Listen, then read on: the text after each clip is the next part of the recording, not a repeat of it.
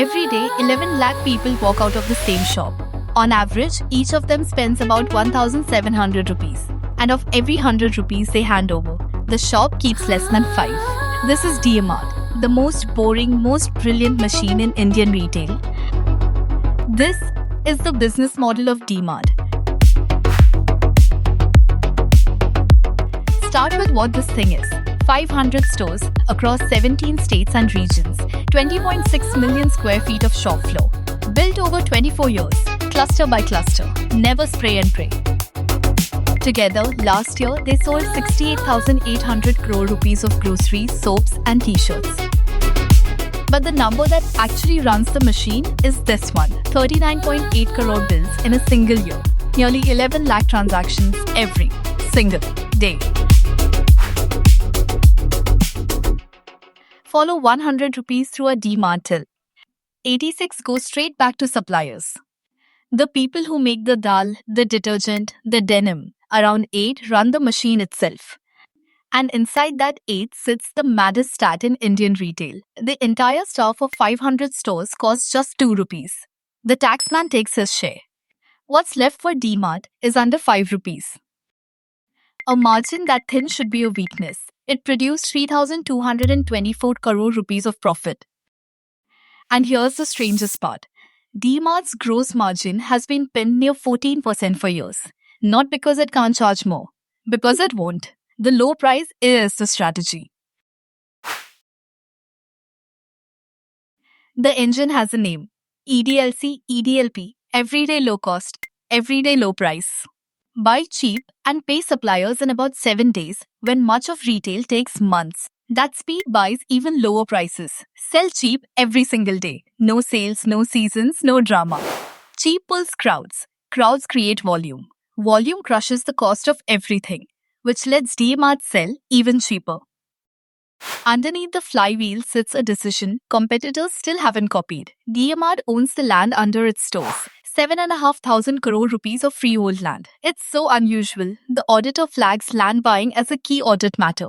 In writing, no landlord, no rent, no renegotiation, ever. Own the floor, pack the aisles and every square foot sweats. 33,000 rupees of sales per square foot per year. Elite for grocery anywhere on earth. Put it next to Tata's Trend, the margin machine behind Zudio. Of every 100 rupees of sales, Trend keeps 8.6 as profit. DMart keeps 4.3. And yet, DMart sells 3.4 times more. 2 ways to win retail. Fat margins on fashion or wafer margins at crushing volume. The stock listed in 2017 at 299 rupees. Since then, no dividend. Ever. No split. No bonus. Just compounding. 13.6 times in just over 9 years. The proof is compounding. 20,000 crore of revenue 7 years ago, 68,800 today. Profit? More than tripled.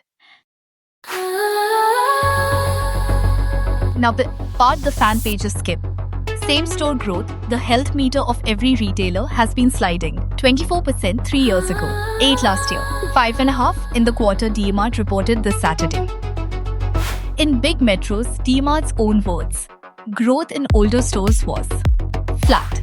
Flat in exactly the cities where an app now drops groceries at your door in 10 minutes. The outgoing CEO put it plainly. Customers can leave without even stepping out of their chair. DMart's online answer is retreating. 25 cities, then 18, now 11. Still losing money 8 years in. And the expansion sprint now outruns the cash. 4,000 crore of building last year against 3,600 of operating cash flow. So the company once famous for zero borrowing is rolling 800 crore of commercial paper. And on Saturday, it approved its first 1,000 crore bond program. So here's the model.